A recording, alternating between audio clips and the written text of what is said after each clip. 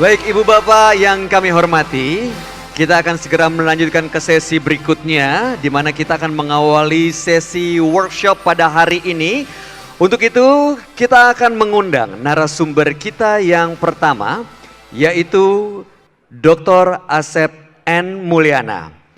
Bapak Dr. Asep N. Mulyana memulai pendidikan pada tahun 1994 di Fakultas Hukum Universitas Mataram dengan pendidikan terakhir pada tahun 2012 di program Doktor Ilmu Hukum Universitas Pajajaran, dan pada saat ini beliau menjabat sebagai Kepala Kejaksaan Tinggi Jawa Barat. Hadirin yang kami hormati, kita berikan iringan tepuk tangan untuk naik ke atas panggung Bapak Dr. Asep N. Mulyana.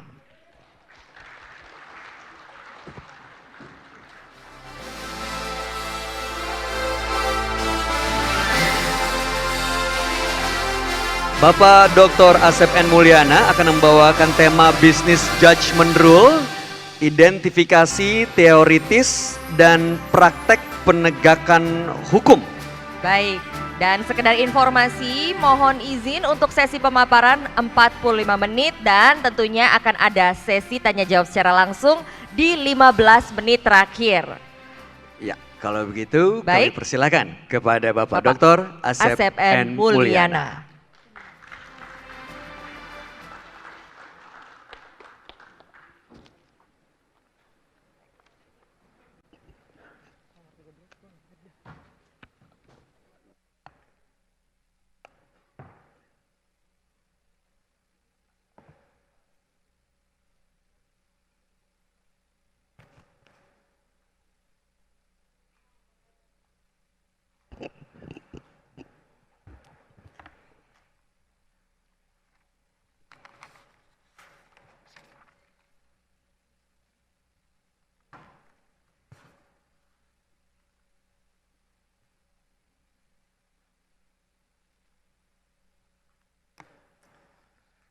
Bismillahirrahmanirrahim. Baik Bapak Ibu sekalian yang saya hormati, kalau tadi Pak Dirut memulai dengan pantun, Kepala OJK tadi menutup dengan pantun, saya juga nggak mau kalah Pak. Ya, saya memulai dengan pantun juga ya. Baik. Jangan lupa bilang I love you, agar istri semakin terpikat. Selamat melaksanakan business review. Semoga BJB semakin hebat. Tepuk tangan. Baik, bismillahirrahmanirrahim. Assalamualaikum warahmatullahi wabarakatuh. Selamat pagi, salam sehat sekalian. Om Swastiastu, Namo Buddhaya, salam kebajikan. Yang saya hormati dan banggakan staf ahli Menteri Bidang Ekonomi Makro, Kementerian Investasi, BKPM, Bapak Indra Darmawan.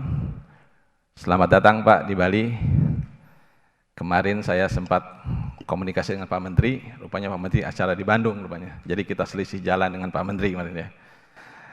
Yang saya hormati Kepala OJK Kantor Regional Jawa Barat, Bapak Ustadz Indarto Budi Winoto nih. Karena tadi Budi Witono ya. Jadi banyak ayat-ayat Al-Qur'an yang disitir oleh beliau dan memang salah satu panduan untuk kita semua nih. Yang saya hormati Sekretaris Komisi 3 DPRD Jawa Barat, Bapak Hasim Adnan. Yang saya hormati ini sahabat juga nih, Komisaris Utama Independen Bank BJB, Bapak Padid Rahman, beserta seluruh jajaran Dewan Komisaris Bank BJB. Yang saya hormati Direktur Utama Bank BJB, sahabat baik nih, sejak zaman di Banten Pak ya, sampai sekarang, Bapak Yudi Renaldi, beserta seluruh jajaran Direksi Bank BJB. Bapak Ibu sekalian, para SPV, pemimpin divisi, CEO regional, dan pemimpin cabang Bank BJB yang saya banggakan. Alhamdulillah, alhamdulillahirabbil alamin. Wassalatu wassalamu ala asyrofil anbiya'i mursalin wa ala ahli washabihi ajmain. Asyhadu an la ilaha illallah, asyhadu anna Muhammadan abduhu wa rasuluh.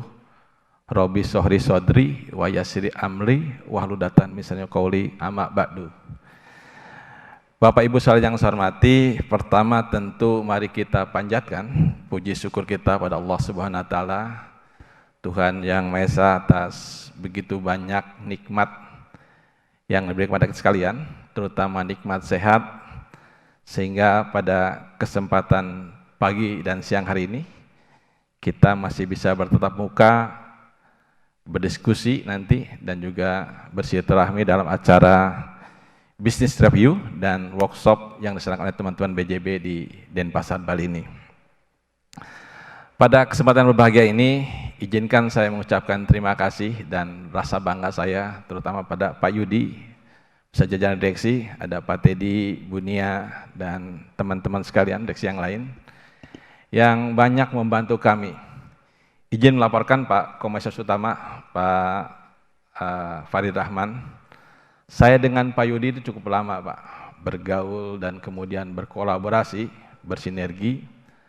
Jadi waktu kami buat program namanya ada Rumah Tahfiz Adiaksa di Banten, Pak Yudi dan jajaran direksi mendukung kami penuh Pak. Bahkan menyumbangkan 2 unit mobil, ya, 1 ambulan dan 1 kemudian kendaraan operasional untuk mendukung program Tahfiz Adiaksa di Banten itu. Dan alhamdulillah kami sudah mencetak Pak, waktu saya di Banten itu 4 angkatan. Rata-rata anak yang kemudian lahir di situ sudah bisa menghafal minimal 21 juz Pak, dan 30 juz. Tepuk tangan untuk Pak Besar. Kemudian yang kedua, jadi Pak Yudi juga banyak berperan Pak, banyak kemudian bagaimana mendukung program kejaksaan. Kami di kantor baru Pak, insya Allah mungkin awal Februari akan pindah ke kantor yang baru di Jalan Marta Dinata. Dan satu program kami di kantor baru ini adalah membangun kantor berbasis smart office. Jadi bagaimana kita membuat digitalisasi kantor. Saya tidak mau lagi kemudian datang ke kejari-kejari se-Jawa Barat yang banyak 25 itu hanya berdasarkan kunjungan tatap muka itu. Dan ini dibantu Pak. Ini salah satu gedung kami, gedung baru kami yang di dalamnya sekarang sudah ada comment center Pak. Jadi comment center ini dibantu full oleh Pak Yudi beserta jajaran. Tepuk tangan dulu untuk Pak Yudi dan teman-teman. Jadi di gedung ini Bapak Ibu sekalian, saya bisa mengkoordinasikan, bisa menginstruksikan pada seluruh Kejaksaan Tinggi se-Jawa Barat. Tanpa saya harus datang ke Indramayu, tanpa harus datang ke Tasikmalaya, ke Cirebon dan sebagainya. Cukup di kantor ini Pak. Di kantor ini pula, saya juga akan bisa melihat bagaimana menyajikan tren penanganan perkara per hari Pak. Jadi hari ini trennya apa, besok kemudian yang kemarin apa, kita analisis. Sehingga kami bisa memetakan kira-kira nanti apa yang kami lakukan, kebijakan-kebijakan apa yang kami lakukan di Jawa Barat ini. Jadi bantuan Pak Yudi Pak. Sekali lagi terima kasih Pak Yudi, tepuk tangan Pak Yudi dan teman-teman sekalian. Ya. Dan tidak hanya berhenti di sini ya Bapak Ibu sekalian ya. Kami juga dibantu ada media center. Jadi tempat inilah teman-teman kemudian wartawan, baik cetak maupun online, itu bisa berkomunikasi dengan kami. Kemarin kami menyampaikan beberapa capaian kami, termasuk program-program kerjasama dengan kami, ya. Itu dilakukan di gedung ini. Ini sepenuhnya bantuan Bank BJB, Pak. Ya. Jumlahnya saya tidak tahu, Pak Fadil Radman, ya, Pak Komisaris Utama, karena saya hanya menerima barang, Pak. Jadi Pak Yudi yang saya punya desain, Pak Yudi dan teman-teman direksi yang wujudkan gagasan, dan kami menerima hasil hibah dari teman-teman BJB. Ini yang aku di Jawa Barat. Dan kedua, Bapak sekalian, saya mengucapkan terima kasih pada Pak Yudi dan teman-teman, karena apa? Kalau di bank himbara lain, Bapak sekalian, saya membantu mereka dan mereka membantu kami, tapi kadang-kadang ada juga tanda kutip ya, embel-embelnya Pak Yudi. Seperti kemarin di Himbara itu ya, salah satu Himbara kemarin meminta saya, Pak Asep tolong dong uang RPL yang 60 miliar jangan ditarik dulu. tempatkan di bank kami untuk performa akhir tahun gitu. Ini saya buka saya Bapak Ibu sekalian ya. Jadi banyak teman-teman gitu. Ada juga Tunkin gitu. Tunkin kami jumlahnya besar Pak, kurang lebih 2,5 miliar per bulan ya. Untuk Kejati saja Pak, belum yang teman-teman Kejati se-Jawa Barat. Itu juga sama. Diminta oleh teman Himbara, Pak tolong dong ditaruh di bank kami Pak. Sehingga mereka katakan. Nah, Pak Yudi, walaupun sudah banyak membantu saya, tidak pernah Pak, satupun kemudian meminta hal-hal seperti itu Pak kami Pak.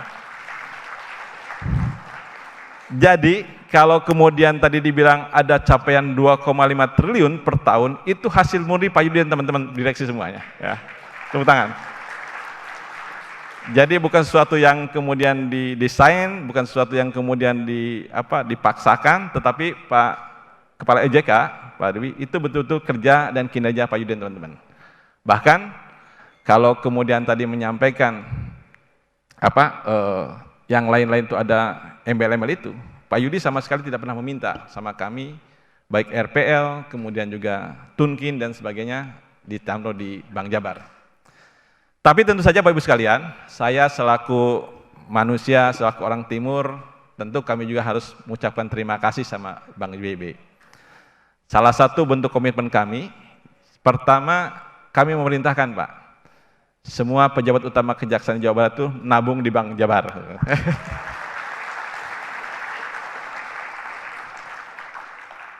Dan tadi kalau Kepala OJK menyampaikan baru buka rekening Pak, kalau saya sudah pindahkan Pak, rekening saya dari bank lain ke Bank BJB.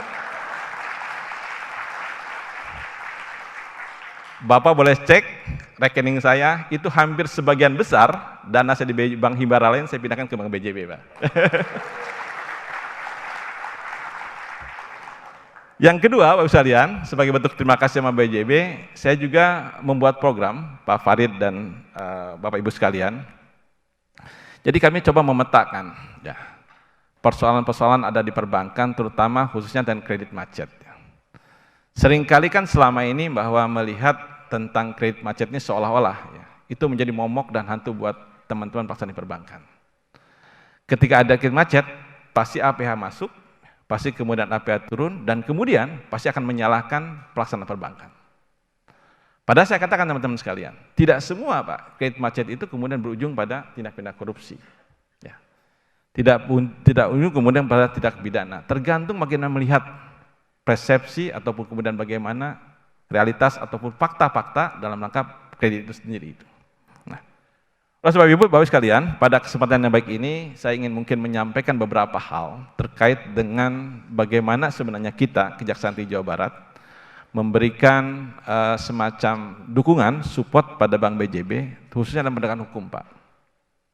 Jadi saya sampaikan pada Bapak Ibu sekalian, jangan khawatir Pak, nanti kita bedah bersama, ya, kita kemudian diskusikan bersama, kalau perlu kita kemudian kita saling mengisi di antara kita, kemana sih arah penyelesaian persoalan-persoalan hukum di Bank Jabar ini yang terjadi di saat ini gitu. Ya. Oleh sebab itu pada kesempatan ini saya ingin menyampaikan Bapak sekalian ya, ada satu mungkin ulasan yang mungkin bukunya sudah Bapak Ibu sekalian.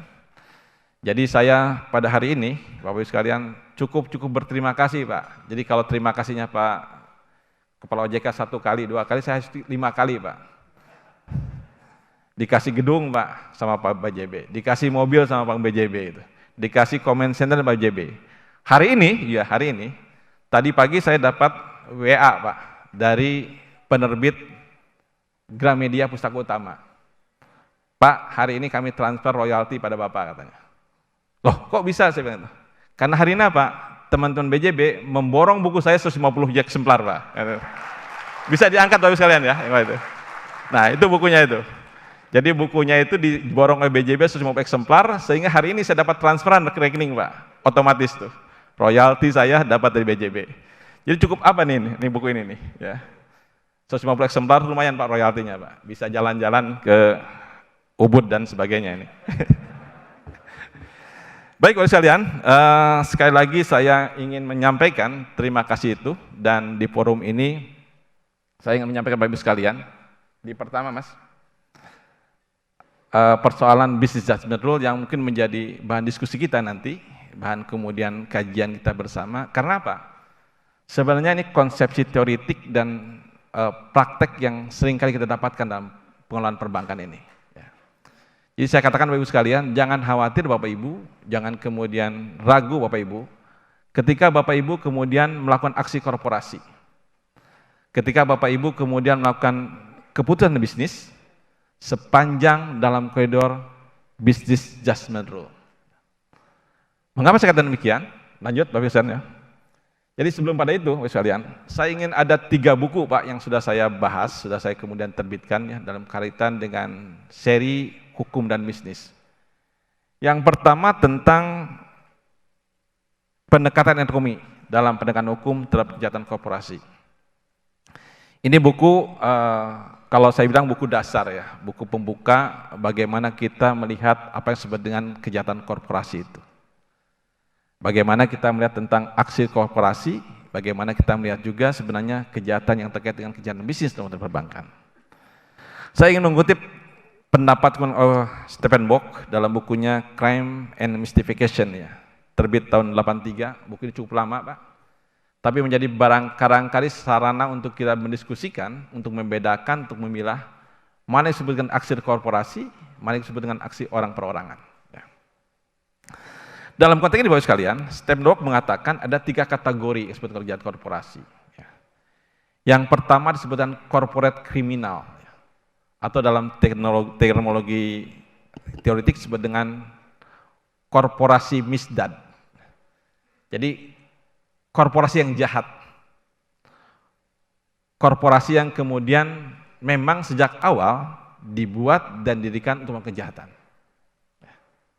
Ini yang terminologi yang dikatakan oleh Stephen Bock itu sebagai kejahatan korporasi. Pak, mungkin nggak kira-kira sebuah korporasi melakukan kejahatan? Padahal tidak mungkin, apalagi terjadi sifatnya konvensional, itu sebuah korporasi melakukan kejahatan. Mungkin betul Pak, ketika kita bicara tentang perkosaan misalnya, ketika misalnya kasus pembunuhan, nggak mungkin misalnya seorang korporasi menusuk atau kemudian mencabuli daripada si korbannya mungkin. Tapi ketika kejahatan berbasis ekonomi, Bapak sekalian, kemudian bisa terjadi yang disebut dengan corporate criminal itu. Apa contohnya? Banyak Pak. Beberapa waktu lalu kami mendapati ada satu korporasi, satu perusahaan dalam bentuk paper company Pak. Jadi perusahaan yang dibuat hanya cangkangnya saja, hanya kemudian boleh dibilang artifisialnya saja sebagai korporasi ya. Tetapi kemudian tidak ada aktivitas bisnisnya Pak. Tidak ada kegiatan jual beli, tidak ada kegiatan transaksi dagang, tidak ada kemudian apalagi memproduksi barang ya. Tetapi dia hanya membuat faktur pajak fiktif Pak. Dari transaksi orang lain. Ya. Mungkin Bapak Ibu pernah mendengar kasus PT Galgung Biogas Sakti yang kami tangani di Jawa Barat Pak.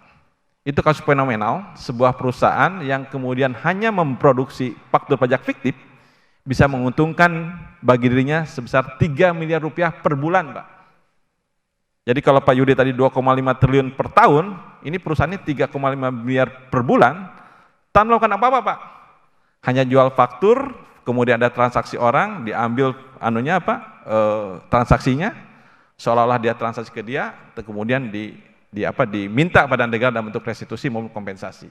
Dijual pada pihak tertentu dengan kemudian rate antara 30% sampai dengan 50% daripada PPN itu. Ini disebutkan corporate criminal. Jadi kejahatan memang dilakukan korporasi itu memang betul melakukan kejahatan, dibuat untuk melakukan kejahatan, tidak untuk yang lain. Ya.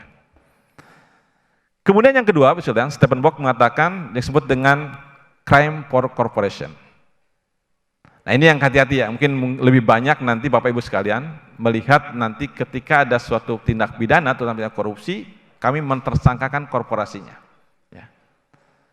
Kami kemudian juga meminta pertanggungjawaban korporasinya. Ya. Apa itu? Ya. Yaitu korporasi yang menikmati keuntungan, menikmati kemudian dijadikan instrumen untuk melakukan suatu kejahatan. Bapak kemarin mungkin waktu saya menuntut mati Heri Wiriawan, ada satu tuntutan yang kami minta untuk membubarkan yayasan, kemudian melikuidasi yayasan, dan kemudian juga kami meminta untuk kemudian membekukan aset dan menyita asetnya untuk diserahkan pada negara, CQ pemerintah Jawa Barat dalam konteks kejahatan yang dilakukan oleh Heri Wirawan. Mengapa kami lakukan? Ya. Di dalam Undang-Undang Yayasan, Bapak Ibu, di dalam Undang-Undang Yayasan, kami jaksa punya kewenangan, Pak, untuk membubarkan yayasan dengan 2 parameter. Satu, ya, yang disebut dengan melanggar ketertiban umum.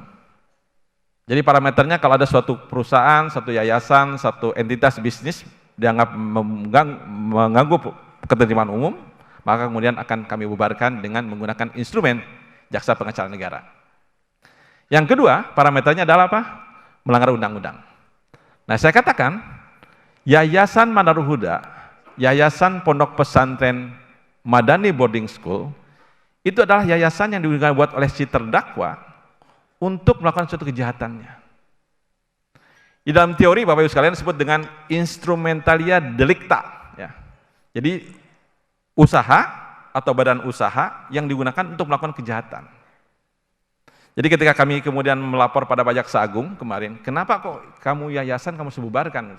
Pak, saya bilang, sama halnya Pak, kalau kemudian saya mengirim narkotik ke Pak Yudi, ya, dengan menggunakan sepeda motor, maka tentu Pak bukan hanya narkotiknya yang dirampas ke negara, untuk dimusnahkan. Tetapi motor, sebagai alat saya untuk mengantar narkotik kepada Pak Yudi, maka harus dirampas ke negara. Jadi logika berpikir seperti itu gitu. Ya. Logika berpikirnya ini disebut dengan crime for corporation tadi. Maka Yayasan Manarul Huda kami kemudian sita, kemudian bekukan, dan asetnya kemudian kami lelang untuk negara, untuk anak-anak korban. Nah, Bapak sekalian, ini yang ketiga yang kemudian saya tidak kurang sependapat dengan pendapat Stephen Bock, yang disebut dengan crime agent corporation. Ya. Mengapa saya nggak sependapat, Bapak sekalian? Kalau yang ketiga ini ada sebenarnya sebuah perbuatan, ya, di mana perbuatannya oleh orang perorangan. Ya. Tetapi, ya, korporasilah yang kemudian menjadi korbannya. Ibaratnya kalau saya kemudian ditugaskan oleh Pak Yudi, oleh Pak Teddy, oleh Bu Nia, Pak Asep menjabat bagian keuangan atau bagian aset di BJB misalnya gitu. Kemudian saya dengan berbagai cara, modus pandis, kemudian saya menggelapkan aset daripada BJB itu. Itu kan perbuatan oknum, perbuatan orang. Maka tentu pertanggungjawabannya pada orang perorangan. BJB nggak perlu dipersalahkan tentang itu. Tetapi kalau konteks yang pertama, yang kedua, tentu di samping orang perorangannya adalah korporasinya gitu. Jadi inilah buku pertama yang kemudian mendasari atau kemudian membuat nanti bagaimana pemikiran teman-teman sekalian untuk memisahkan ketika ada sebuah perbuatan atau sebuah tindakan, apakah termasuk kejahatan orang perorangan atau korporasi. Di buku lain yang kemudian saya kupas secara panjang lebar. Lanjut Mas. Ya. Ini Bapak sekalian ya, kalau Pak Teddy sedang lihat Julia Robert senang-senang dia, senyum-senyum dia nih. Di buku ini Bapak sekalian, bagaimana saya juga membahas ya perjuangan Julia Robert ya dalam filmnya Erin Brockovich, ini film yang cukup fenomenal. Ya. Bagaimana sebenarnya kita juga bisa membuktikan ya, ketika misalnya sebuah usaha, sebuah badan usaha akan kita kenakan dengan pertanggungjawab pidananya. Ya.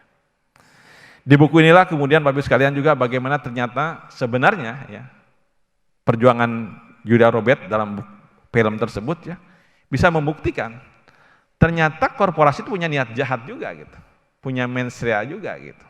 Ya, seperti saya katakan tadi, sejak awal dibuat untuk melakukan kejahatan, dia kan sudah punya niat jahatnya, punya mens rea-nya itu. Ya. Jadi tidak usah kemudian dikatakan bahwa mens rea atau niat jahat itu ada dalam kepala atau hati orang perorangan. Korporasi punya melakukan kejahatan. Ini terbukti Bapak sekalian. Bahkan ketika kemudian si Julia Robert itu bisa membuktikan ada satu badan usaha yang kemudian tidak hanya mengembangkan properti di satu wilayah negara bagian di Amerika Serikat, tapi juga bisa membuktikan ternyata ada itikat tidak baik dalam mengembangkan usaha itu. Apa? Dia menutupi usaha-usaha perusahaan yang mengganggu kesehatan lingkungan daripada masyarakat sekitar itu. Lanjut Mas, saya ingin bicara tentang itu ya.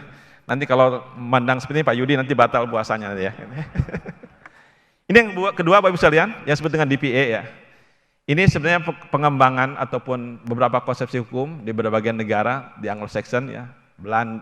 Amerika Serikat, Inggris, Singapura juga sudah ikut tentang ini, DPA ya. Dan kemudian juga beberapa negara-negara di Eropa kontinental Bapak sekalian mengikuti tentang disebut dengan DPA ini. Ya. Ini juga penting Bapak sekalian kita pahami tentang ini. Jadi saya sudah mengembangkan di Kejaksaan Tinggi Jawa Barat ini dalam konteks DPA ini dalam skala terbatas.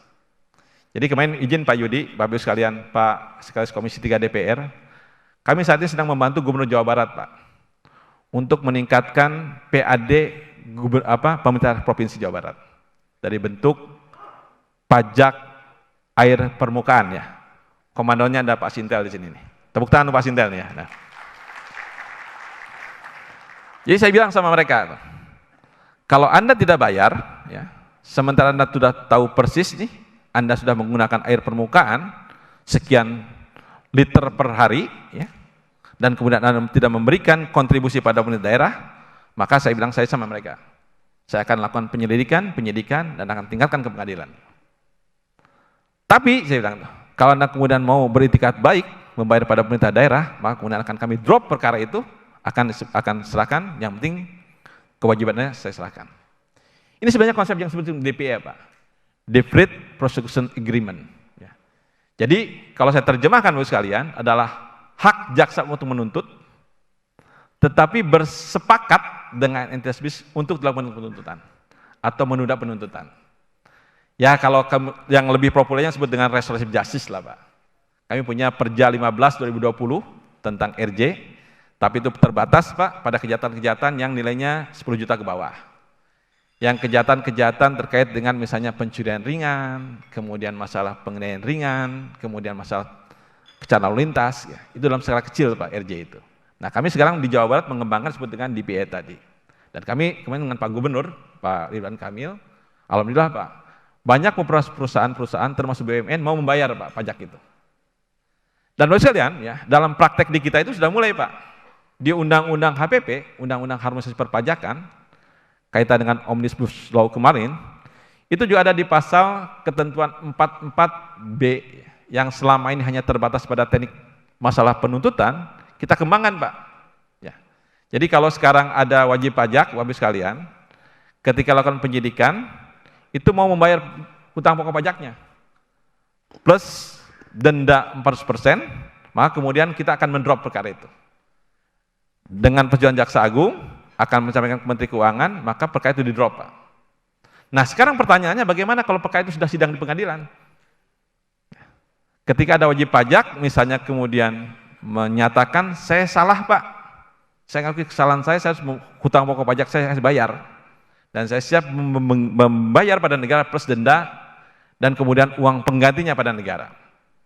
Maka kemarin kami sudah diskusi dengan Dirjen Pajak, dengan kemudian juga salah satu Hakim Agung, Profesor Surya, di Bogor kemarin, dengan Pak Jampisus juga, kami sedang merumuskan Pak, bagaimana kalau kemudian nanti ketika wajib pajak bayar, pada saat kemudian persidangan berlangsung, maka kami akan drop pada saat persidangan itu berlangsung.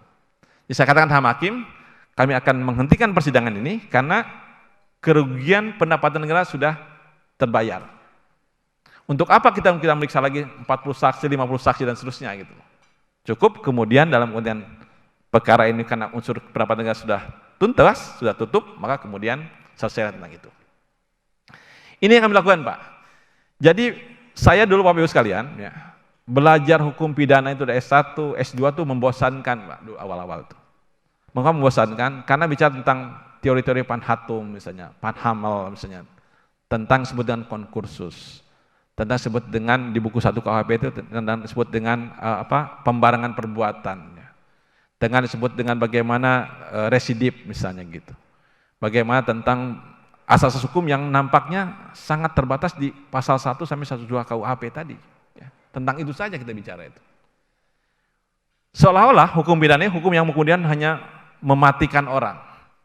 Hanya kemudian menjerakan orang. Hanya kemudian menghukum orang saja. Hanya kemudian bagaimana kita sebanyak-banyaknya memenjarakan orang. Padahal sebenarnya setelah kemudian saya membaca buku-buku tentang bagaimana Posner misalnya, ya, salah satu pendekatan ekonomi hukum membahas tentang hukum pidana, ternyata menarik hukum pidana ini Bapak sekalian. Hukum pidana ini sebagai the last resort, sebagai ultimum remedium seharusnya ada di belakang gitu. Di belakang apa? Setelah kemudian pendekatan persuasif, pendekatan administratif dilakukan gitu. Tidak kemudian di depan, ya. Sedikit-sedikit dihukum orang, sedikit kemudian dipenjarakan orang. Makanya saya ketika rapat dengan Pak Menko Polhukam, waktu itu saya sampaikan ke Pak Mahfud MP, Pak saya bilang gitu, kalau paradigma jaksa saat ini masih seperti ini Pak, dikit-dikit menahan orang, dikit-dikit memenjarakan orang, dikit menghukum orang. Polisi pun demikian, APH yang lain pun demikian, hakimnya begitu. Jangan kemudian bermimpi Pak, kalau persoalan lapas ini, lembaga pemasyarakatan ini akan selesai seperti kita harapkan. Maka akan terjadi overkriminalisasi, overkredit, overcapacity di lembaga pemasyarakatan. Kenapa? Karena jaksa menganggap lapas itu atau kemudian rutan sebagai pembuangan sampah saja, sebagai residu saja. Maka Bapak membangun, saya bilang gitu, membangun 1000 lapas, 1000 rutan, dia akan selesai-selesai. Tapi mari kita lihat contoh Pak Sibang, Belanda itu. Belanda itu Bapak sekalian, itu adalah nenek moyang kita dalam KUHP Pak.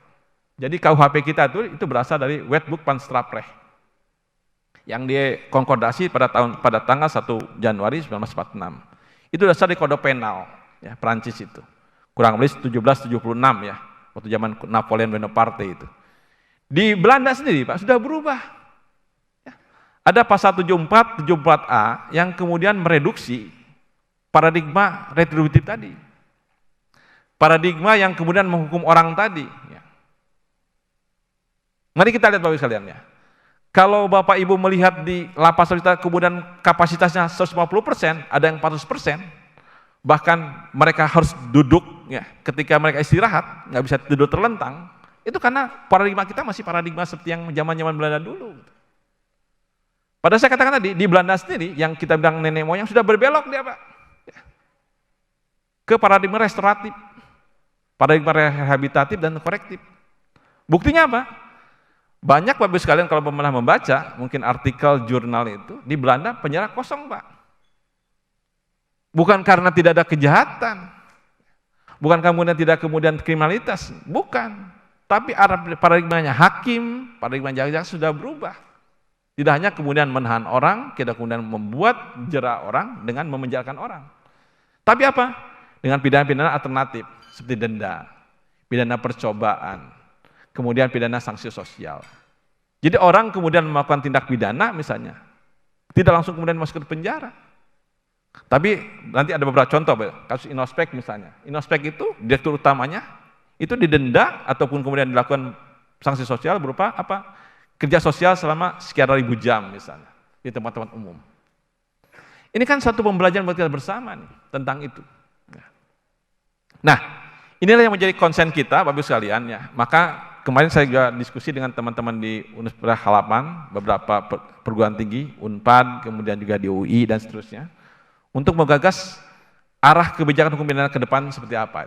Termasuk kita juga menginginkan bahwa pidana itu atau hukum itu juga kemudian berbasis pada bagaimana memberikan kontribusi pada pertumbuhan ekonomi masyarakat. Bagaimana kita menumbuhkan bank-bank ini juga bisa berkolaborasi, bisa kemudian kontribusi untuk pembangunan ini. Jadi kita akan mendukung itu semua Pak Yudi dan teman-teman sekalian. Jangan khawatir Bapak Ibu sekalian, kalau kemudian nanti sedikit kami akan pidanakan, nggak akan Pak. Itu, Pak. Selama saya masih dipercaya sebagai Kajati Jawa Barat, ya, maka kemudian beberapa program sudah saya minta sama Pak Sintel, sama teman-teman di Datun itu, mari kita dukung BJB Jawa Barat ini. Kita petakan masalahnya apa sih. Jadi kredit macet yang ada di Bapak Ibu sekalian, serahkan pada kami Pak, kita diskusikan. Kita sepakati bersama nih, apakah kita dalam konteks pelanggaran administratif, apa kita akan tagih melalui mekanisme Datun, ya, melalui pemulihan negara, atau kita akan pidanakan misalnya gitu, tentang ini. Kita sama-sama aja. Dulu Pak Kepala OJK Pak Indarto ya, waktu saya di Gedung Bundar, kami pernah ada satu tim Pak yang disebutkan Satgas dalam artian TV Bank Pak. Jadi dengan teman-teman Bank Indonesia, dengan teman-teman kepolisian kami diskusi Pak.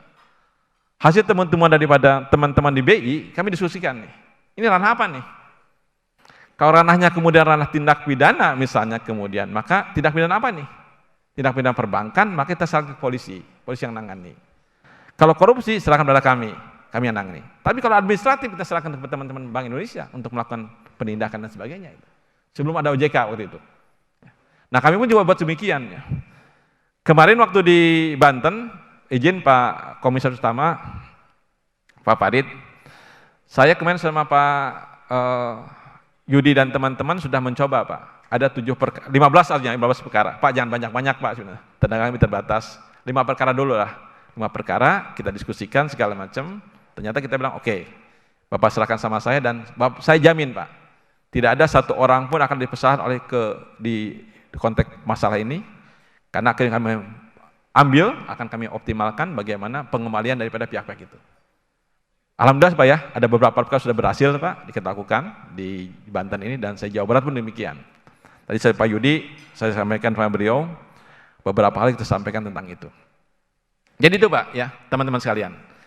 Jadi melalui forum ini, melalui kegiatan ini saya ingin berharap tentu saja kita saling mengisi di antara kita. Saling kemudian kita juga berkontribusi di antara kita, saling bahu-membahu. Karena saya katakan tadi, kadang-kadang Pak izin Pak, di kami pun juga jaksa-jaksa itu kacamatanya kacamata tanah kuda Pak. Begitu ada perbuatan menghukum langsung main tersangkakan saja, naikkan ke penyidikan saja gitu. Saya bilang kamu ngerti nggak? Saya bilang gitu. Persoalannya kenapa ada kredit macet itu? Lihat dulu masalahnya. Saya bilang. Di dasar mata ada kredit macet, kemudian dipanggil Bank BJB-nya, dipanggil kemudian otoritas yang kemudian melakukan kebijakannya. Bahkan belum apa-apa, kemudian Pak ini jadi tersangka Pak katanya gitu. Saya bilang mestinya harus dilihat dulu, saya bilang. Kenapa kredit macet? Apakah persoalan ada di orang itu, di pejabat yang bersangkutan atau yang lainnya sebagian. Lanjut Mas. Ini kita lihat ya misalnya. Terus. Lanjut terus. Ya. Ini beberapa case itu. Terus lanjut. Lanjut terus. Ya terus. Nah. Ya, ini Bapak sekalian ya. Ketika kita bicara kredit macet, tentu kita harus melihat dulu. Kalau kita mau sepakat Bapak sekalian, sebenarnya kredit itu kan masa keperdataan Pak. Hubungan kontraktual antara bapak-bapak dengan si peminta atau pemohon kredit kan. Kan itu sebenarnya. Ya. Maka tentu saja yang harus kita nilai adalah bagaimana keabsahan daripada kredit itu sendiri. Yang disebut dengan subjektif dan objektif daripada jadi kredit. Kalau Bapak Ibu sekalian sepakat bahwa kontrak itu kemudian masalah keperdataan, ya, tentu persoalannya pun ada menjadi persoalan dengan keperdataan tadi. Apakah kemudian syarat objektifnya kemudian tidak terpenuhi, maka kemudian perjanjian kita batal demi hukum, ya kita batalkan, atau kemudian dalam artian ketika syarat subjektif tidak terpenuhi, maka kemudian perjanjian itu menjadi dapat dibatalkan. Jadi kalau batal demi hukum itu sejak awal, Bapak Ibu sekalian, kredit itu dianggap tidak ada. Ya. Jadi perjanjian itu dianggap tidak ada. Karena apa? Karena syarat objektif tidak terpenuhi. Tidak ada objeknya misalnya gitu. Bagaimana kita membuat perjanjian objeknya nggak ada? Ya. Maka tentu sejak awal kita akan menyatakan perjanjian itu adalah menjadi batal demi hukum. Tetapi kalau kemudian syarat subjektifnya berupa kesepakatan kecakapan kemudian tidak dilakukan, misalnya nih, teman-teman BJB melakukan perjanjian dengan anak di bawah umur misalnya. Tentu kami jaksa akan menyatakan, akan mengajukan gugatan bahwa perjanjian itu menjadi dapat dibatalkan. Ini kan persoalan keperdataan Pak. Nah pertanyaannya, mengapa kok kemudian tiba-tiba jaksa kok ikut campur? Ya. Polisi kok ikut campur gitu, dalam masa-masa keperdataan tadi. Padahal kesepakatan kan, seperti yang saya sepakat dengan Pak Yudi, Pak saya minjem uang 100 juta, nanti kalau saya dapat honor ngajar, kalau saya mungkin dapat royalti dari buku, bulan Maret saya akan bayar pada Pak Yudi. Kan kesepakatan aja di antara kita sama Pak Yudi. Ketika kemudian saya tidak bisa membayar uang pada Pak Yudi, kan persoalannya nggak serta-merta langsung kemudian dinyatakan tersangka saya, karena saya tidak bisa membayar pada Pak Yudi. Tentu harus dilihat dulu. Ya. Pak Yudi bisa mengajukan somasi misalnya kemudian pada saya atau gugatan pada saya dalam perbuatan 1365 on rehmatirdan atau yang disebut dengan misalnya wan prestasi. Ya. Nah Ibu sekalian ya, jadi kalau kemudian konteksnya ketika misalnya masalah kredit itu bermasalah, tentu kita harus melihat dulu nih. Ya. Kalau masalah keperdataan murni, maka bisa somasi, bisa gugatan, maka kemudian nanti kalau kemudian ada hal yang lain kita damaikan melalui arbitrase. Dan kita pun Pak Yudi, Bapak Ibu sekalian, kita juga punya jaksa pengacara negara yang bisa memediasi nanti ya, ketika ada persoalan-persoalan terkait dengan persoalan kredit tadi. Dan hanya kredit Pak, persoalan-persoalan hukum dan yang lain. Jadi kalau Bapak Ibu sedang digugat misalnya, ada keputusan Bapak Ibu sekalian ya, yang kemudian misalnya menyinggung atau katakanlah beririsan dengan hak-hak keperdataan orang lain, ya, hak keperdataan para pihak misalnya, maka Bapak Ibu jangan khawatir Pak. Pak Yudi bikin surat pada saya, teman-teman dari Bank Jabar yang ada di Denpasar ini bisa nanti menyurati Kajari setempat ya, untuk kemudian meminta bantuan dalam artian penyelesaian secara keperdataan melalui jaksa pengacara negara. Jadi Bapak nanti buat SKK pada kami, ya, surat kuasa khusus pada kami akan bantu Bapak Ibu sekalian dalam konteks di peradilan maupun di luar peradilan. Ya. Dan itu gratis Pak, ya. Tidak ada kemudian biaya pun yang dibebankan Bapak Ibu sekalian ketika membebankan atau meminta bantuan dalam bentuk keperdataan tadi. Ya. Kemudian berikutnya Mas sekalian ya, lanjut Mas. Nah, inilah kemudian yang menjadi seringkali pertanyaan ya. Mengapa kok kemudian sebenarnya tadi jaksa itu ikut campur dalam masalah ranah privat? Polisi kok ikut masalah ranah privat? Bahkan ketika masalah itu kemudian menjadi persoalan, itu masuk dalam domain tindak pidana korupsi. Nah, pertanyaan berikut Bapak sekalian, kapan masalah-masalah privat itu berubah menjadi masalah pidana? Contoh sederhana gampang begini Pak, ya. Saya bilang saya pinjam uang Pak Yudi 100 juta. Pak, saya pinjam uang Bapak 100 juta dengan mungkin bunga 10% ya. Saya akan bayar nanti di bulan Desember tahun 2022 misalnya. Tanggal 30. Ketika Desember 2022 itu tidak saya bayar pada Pak Yudi, maka Pak Yudi bisa mengajukan somasi sama saya. Pak Asep kan janji kan, di Desember 2022 akan bayar hutang pada saya. 100 juta plus bunganya 10% menjadi 11 juta rupiah. Ya. 110 juta rupiah pada saya. Kok ini belum dibayar-bayar lagi? Oke Pak Yudi, nanti ya. Ternyata uang yang saya rencana dapat kemudian dari hasil royalti buku saya nggak masuk-masuk nih. Ya. Itu kan masalah pidana, masalah perdata Pak, murni. Pak Yudi kemudian bikin somasi, ya. Bikin kemudian teguran sama saya, ya. Bahkan kemudian gugatan. Ya. Itu masalah-masalah perdata. Tetapi Bapak sekalian, ketika Pak Yudi itu kemudian nagih sama saya, ya, dan kemudian saya membayar Pak Yudi, ya. Pak Yudi, oke, saya nggak punya uang tunai nih. Saya akan memberikan dengan bentuk cek sama Pak Yudi. Saya tahu ya bahwa cek itu sebenarnya kosong Pak. Bahkan sebenarnya cek itu nggak ada uangnya Pak. Bahwa cek itu kemudian dalam artian tidak ada dananya Pak. Maka kemudian hubungan keberatan saya dengan Pak Yudi itu beralih menjadi masalah kepidanaan. Ya. Ada kemudian tipu muslihat, ada kemudian kebohongan yang dilakukan pada saya Pak Yudi, sehingga kemudian beralih dari masalah perdata ke masalah pidana. Jadi sederhana Pak sekalian ya. Sederhana kemudian bisa memilah mana kemudian yang disebut tadi Mas, ya. Irisan-irisan tadi keperdataan dengan kemudian direct pidana tadi. Jadi kalau kemudian masalah-masalah saya katakan tadi, saya kemudian menyampaikan Pak Yudi minta waktu dong. Saya minta kemudian saran saja, tidak ada kemudian itikat jelek pada saya, maka kemudian konteks masalah keperdataan saja. Tetapi kalau sudah dibungkus dengan pemalsuan, penggelapan, apalagi saya katakan tadi saya menipu Pak Yudi, memberikan cek kosong Pak Yudi, maka kemudian sudah balik masalah pidana. Sama juga Bapak Ibu sekalian, ketika Bapak Ibu kemudian memberikan kredit, ya, Bapak tahu sebenarnya nggak ada aset yang dia punya. Ya. Bahkan Bapak Ibu sekalian pernah kami lihat, misalnya pernah kami melakukan penyelidikan di bank-bank lain ya misalnya. Ketika kami cek lapangan, itu tanahnya tanah jurang Pak. Ini fakta Pak. Jadi ada perumahan, ada suatu kawasan perumahan mengajukan kredit ke bank. Ya. Dia menjadikan agunan ada satu tanah, kawasan tanah di satu daerah tertentu. Ya. Ketika cek ke lapangan, itu nggak ada tanahnya Pak. Itu disebut dengan ada penipuannya di situ.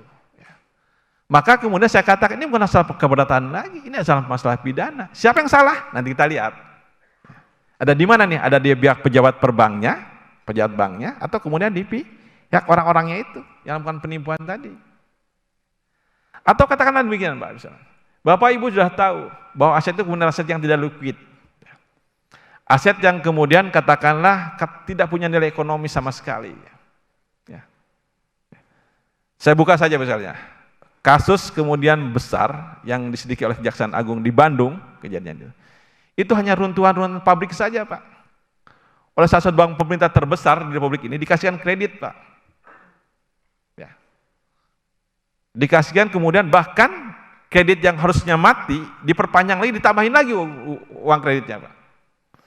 Jelas-jelas Pak, agunan yang pertamanya hanya rongsokan saja, dan udah kita cek ke lapangan itu. Ya. Itu kemudian bukannya ditagih, bukannya kemudian digugat dan sebagainya, malah kemudian diperpanjang kreditnya Pak. Bahkan ditambahin jumlah kreditnya lagi. Dengan tanda kutip memasukkan beberapa identitas, beberapa kemudian fakta-fakta dalam surat-surat di lapangan itu. Ini kan pidana nih sidang itu.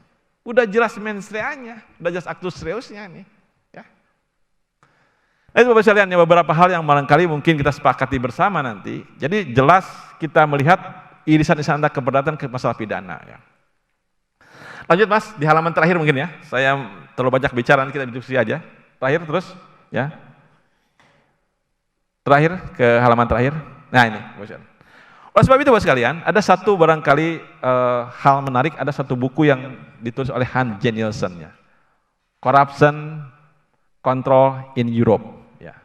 Ini terbitan 1998, bagaimana sebenarnya kita akan menghindari ya, ketika sebuah keputusan bisnis, ya, sebuah kemudian aksi korporasi itu terlibat dengan masalah pidana. Yang pertama nggak ada kecurangan. Jadi sepanjang Bapak kemudian tidak ada yang lakukan di dalamnya ya, bahwa memang betul-betul secara jujur Bapak lakukan itu, ya, maka kemudian akan kita hindari dari tindak pidana korupsi terutama. Kemudian tidak ada penyesatan, misrepresentation, tidak menunjukkan kenyataan, tidak manipulasi, ya. Bapak sekalian, ya, beberapa kasus yang kami tanganin, ya, beberapa perkara kami tanganin, ya, itu kadang-kadang kemudian melanggar dari yang disebut saya tadi, ya. Tidak menunjukkan kenyataan, ya. Tidak memberikan penyesatan. Ada satu kasus Bapak Ibu sekalian, satu perkara, ya, sebuah perusahaan obat, sebuah farmasi, sebuah BUMN besar di Indonesia ini. Jadi pelanggarannya gampang Pak. Jadi dia kemudian menggelembungkan, ya, barang dalam persediaan Pak. Jadi di gudang itu seolah saya punya obat, punya kemudian cadangan obat sekian ribu, ya, dosis, ya. Sekian ratus dosis misalnya, sekian ratus ribu dosis, ya. Sekian ribu pack misalnya di sana itu. Ya. Ternyata ya dari bagian gudang itu tujuannya apa? Untuk kemudian memaksimalkan keuntungan perusahaan pada saat tahunnya berjalan. Jadi kalau misalnya dia hanya melaporkan, hanya menggunakan menyampaikan persediaan dalam gudang itu hanya katakanlah sesuai dengan kenyataan, mungkin keuntungannya hanya 112 juta misalnya gitu.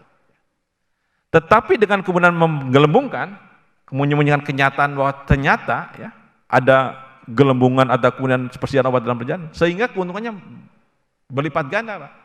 Jadi kemudian ratusan miliar ya. Tujuannya apa? Ternyata setelah kami lihat tujuannya itu adalah untuk kemudian meninggikan kemudian daripada tantiem, meningkatkan kemudian dividen daripada perusahaan itu, untuk kemudian juga meningkatkan pendapatan daripada seluruh direksi daripada perusahaan itu. Maka dengan itu kami tidak hanya mentersangkakan si penanggung jawab di bidang gudang tadi, kami juga mentersangkakan direktur keuangannya, yang nyata-nyata dia tahu persis Pak, bahwa kemudian dia berang obat seperti itu. Ya. Nah, ini Bapak sekalian yang kemudian yang ingin saya sampaikan dalam pertemuan ini, ya, beberapa hal yang kemudian saya sekali lagi mohon maaf tidak bermaksud menggurui Bapak Ibu sekalian, tapi barangkali sekitar brainstorming, sekali kemudian tukar pendapat, curah pendapat Ibu sekalian, ya, sehingga 7 langkah ini yang disebutkan Hans Jenielsen ini menjadi satu pegangan buat kita bersama, ya, bahwa ketika Bapak Ibu memastikan keputusan bisnis, aksi korporasi Bapak Ibu sekalian tidak ada kemudian konflik of interest, ya, kemudian tidak ada kemudian penyembunyian kenyataan, tidak kemudian perbuatan hukum yang sengaja, ya, dan kemudian tidak ada hal-hal yang disembunyikan, maka Bapak Ibu firm terus jalan. Saya akan di belakang, di depan Bapak Ibu sekalian. Untuk kemudian mendukung Bapak Ibu sekalian terhadap yang Ibu sudah putuskan. Tetapi sebaliknya, ya, ketika Bapak Ibu sejak awal bermain-main tentang itu, kemudian melakukan proses kemudian apa tadi yang sebut saya katakan kong kali kong tentang itu, maka kemudian jangan kemudian harap ya bahwa itu akan kami dampingi, bahkan kami lakukan tindakan hukum sebagaimana ketentuan undang yang berlaku. Itu Bapak sekalian dari kami ya. Saya dikasih waktu 40 menit dari pembawa acara. Tapi tentu saja pada forum yang berbahagia ini sekali lagi saya mengucapkan terima kasih ya pada Bapak Ibu, terutama Pak Yudi dari direksi Pak Komisi Utama seluruhnya yang sudah mengundang kami di tempat ini. Saya berharap ini menjadi satu petunjuk, satu pesan moral pada kita semua bahwa kita siap bersinergi, kita berkolaborasi untuk mendukung kita masing-masing ya. Tentu dengan tanpa mengurangi bagaimana tugas dan pokok serta kewenangan kita yang kita miliki yang diberikan oleh undang-undang bagi sekalian.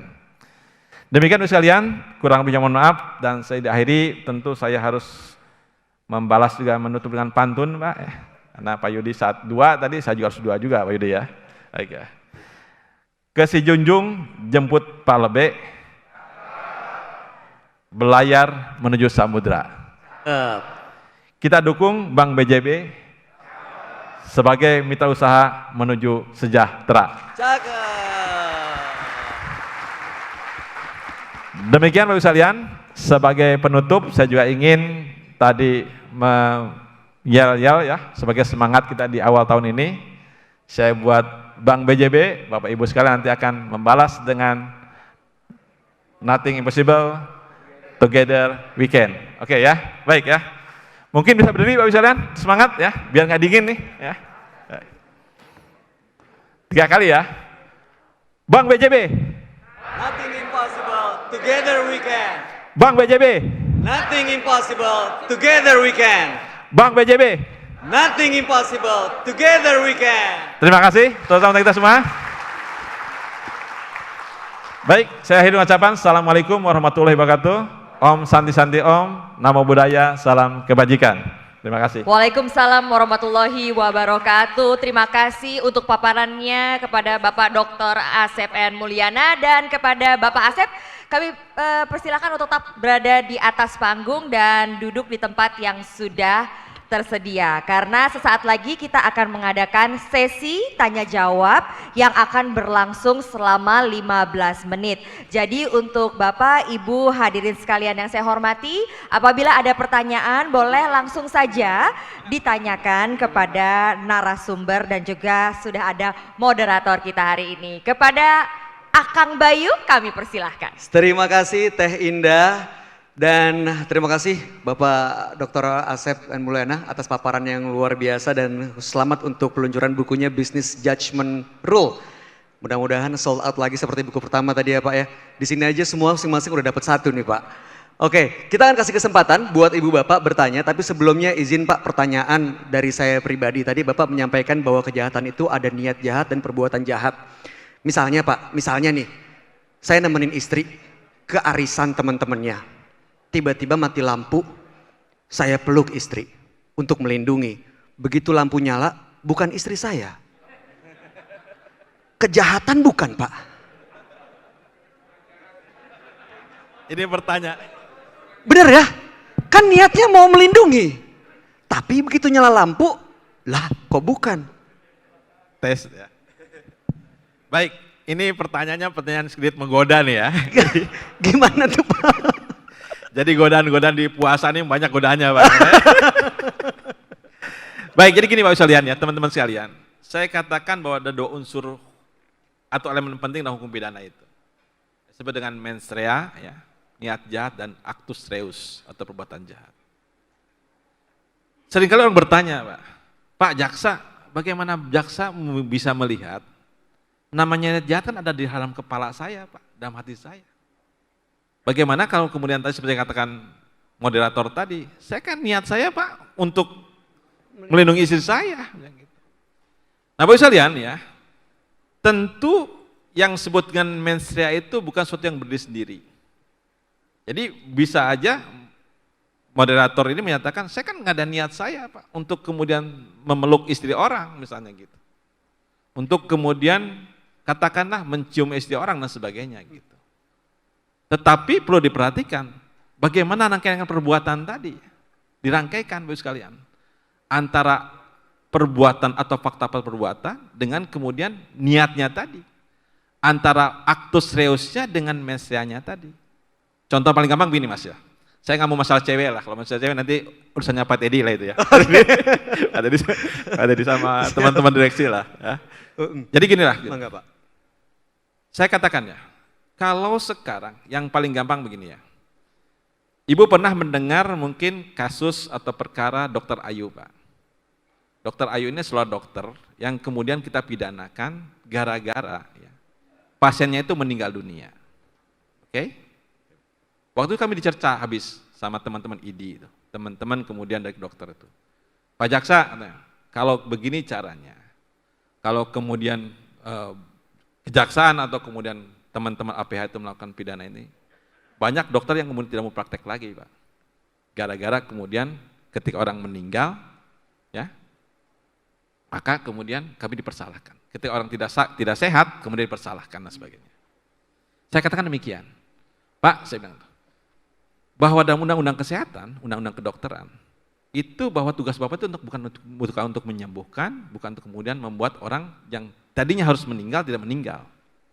Karena sehat dan meninggalnya ada pada Tuhan Yang Maha Esa. Tapi Bapak tahu nggak sih? Dalam konteks hubungan dokter dan pasien, itu disebut dengan perjanjian terapeutik. Yang diatur dalam baik dari KUH Perdata, baik diatur dalam kemudian undang-undang kesehatan, dan kemudian dalam konteks kode etik daripada kedokteran. Apa itu? Bahwa ketika kita akan melakukan perjanjian kesehatan, perjanjian kemudian untuk memulihkan orang, melakukan kesehatan orang, kita sebut dengan perjanjian timbal balik. Perjanjian timbal balik apa misalnya? Bisa tertulis, bisa tidak tertulis. Jadi kalau misalnya saya mengatakan, mohon maaf, ada salah satu teman-teman misalnya di sini, Pak, Bapak ada setelah kami diagnosa, ada tumor pada dalamnya. Maka seorang dokter yang baik, seorang dokter yang sesuai dengan perjanjian, harus menyampaikan. Ini akan melakukan tindakan berupa operasi. Bapak setuju nggak dilakukan operasi? Terus dibuat perjanjiannya Pak. Oke? Satu saya bilang itu. Yang kedua, bukan hanya menyampaikan hal-hal yang terkait dengan kesembuhan pasien, tapi resikonya juga. Pak, pasien Bapak ini atau saudara Bapak itu atau keluarga Bapak ini usianya sudah sekian tahun Pak. Kalau kemudian dioperasi, itu ada kemungkinan satu misalnya, akan pendarahan. Akan kemudian terjadi katakanlah misalnya, hal-hal yang tidak diinginkan Pak. Bisa juga kemudian misalnya terjadi komplikasi dan seterusnya misalnya gitu. Harus sampaikan itu. Tapi yang dilakukan oleh Dokter Ayu sekalian, itu sesuatu yang saya katakan ini ya. Dia boro-boro kemudian melakukan negosiasi, melakukan perjanjian dengan keluarga pasien, dia memalsu tanda tangannya. Maka saya bilang beralihlah tanggung jawab profesi menjadi tanggung jawab pidana. Sama saya katakan tadi tentang kredit tadi. Ketika masalah kemudian Bapak Ibu dengan si calon kreditur, calon pemohon kredit itu kemudian masalah-masalah yang sudah disampaikan tadi ya. Pak, saya mau minjam uang, ini jaminan saya, rumah saya di Dago, kemudian banyak sekitar, Bapak datang, dicek betul ada tanahnya. Maka kemudian ketika terjadi sesuatu dalam kredit itu menyangkut masalah-masalah keperdataan. Kapan itu kemudian berubah? Ketika kemudian saya menyampaikan atau Bapak Ibu tahu bahwa itu bukan rumah saya, bahkan juga tahu nggak ada rumahnya, Bapak setuju kredit juga, berarti menjadi pidana. Maka Bapak sekalian, ya, saya lanjut aja ya kepada yang lain. Maka kalau Bapak Ibu pernah berhubungan dengan kami, pernah diminta dalam proses penyidikan, ya, ada 3 pertanyaan pokok Pak. Itu kadang-kadang orang bilang ini pertanyaan klise katanya. Pertama, apakah Bapak dalam keadaan sehat jasmani rohani? Kedua, Bapak mengerti nggak kenapa Bapak dipanggil oleh kami kejaksaan ini? Dan ketiga, coba Bapak kemudian jelaskan riwayat ataupun kemudian tanggung jawab jabatan Bapak Ibu sekalian. Itu adalah kami untuk menilai Pak, bagaimana hubungan aktus reus dengan mensreanya. Bagaimana seorang ya Ini saya buka saja nih. Sekarang PT Taspen lagi dibuka lagi oleh Kejaksaan Agung. Itu kami sudah buka tahun 2015-an, Pak. Waktu saya jadi kasih penyidikan di DKI Jakarta. Bagaimana seorang direktur keuangan yang mengerti betul, Pak, tentang status bank itu. Dia ngerti betul, Pak, bagaimana kalau kredit ataupun limit kredit di atas LPS itu, ya, itu akan dijamin oleh LPS. Bagaimana kemudian seorang pejabat keuangan tertinggi di Taspen, ya, yang tahu persis misalnya tentang tingkatan bank itu, ya, memindahkan uang dalam jumlah besar ke kantor kas. Yang mungkin Bapak Ibu tahu berapa kapasitas auto signer daripada si pejabat kantor kas itu. Padahal pejabat itu, ya, direktur keuangan itu, dia bukan serta-merta jadi direktur keuangan. Dia dari pegawai biasa, pejabat kemudian bendahara, terus naik dari kepala divisi, kepala di bagian keuangan, sampai kepala divisi direktur keuangan. Anda tahu nggak saya bilang gitu? Nah, penilaian-penilaian seperti itu yang kita lakukan, Mas. Jadi untuk menilai kemudian actus reus dan mens rea itu tentu harus dilihat pada rangkaian perbuatannya, rangkaian pengetahuan yang bersangkutan.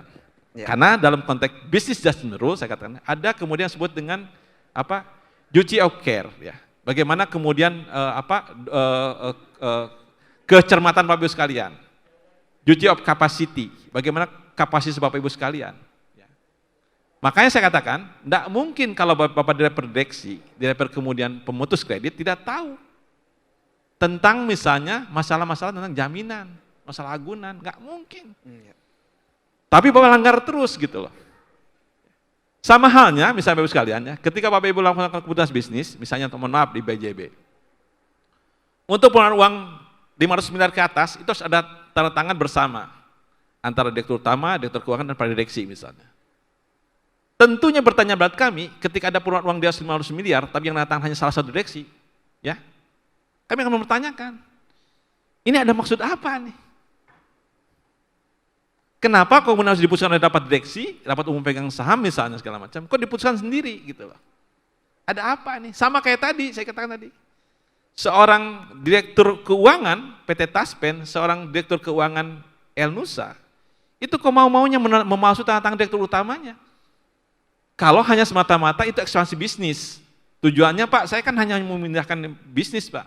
Karena di bank yang di sana itu, di kantor kas itu, tingkat suku bunganya lebih besar daripada tingkat suku bunga di bank utama.